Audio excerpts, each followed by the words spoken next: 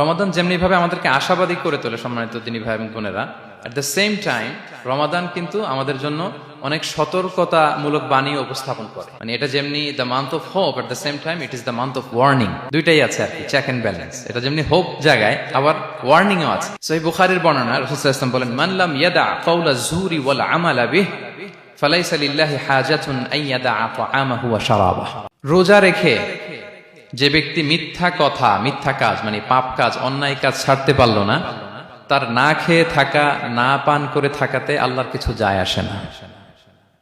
তার ওই রোজার আল্লাহর কোনো প্রয়োজন নাই। এটা জাস্ট উপোস, এটা জাস্ট অনাহার, জাস্ট আমি পানি খাইনি, আমি খাবার দাবার গ্রহণ করিনি, দ্যাটস ইট, এতটুকুই।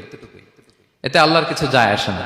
এটার কোনো সিগনিফিকেন্স আল্লাহ তাআলার কাছে নাই যে রোজাও রাখলো আবার মিথ্যাও বলে, রোজাও রাখলো আবার গীবত করতেছে, রোজাও রাখে অন্যের জন্য অকল্যাণ কামনা করে, রোজাও রাখে খারাপ কাজ করতেছে, নিষিদ্ধ কাজগুলো করতেছে। তাহলে এই রোজা রাখা না রাখার সমান, এই রোজায় কোনো ফায়দা নাই। একটা ওয়ার্নিং পাওয়া গেছে না এখানে, যে ওয়ার্নিং, রোজা রেখে সাবধান, কোনো পাপ কাজের সাথে জড়ানো।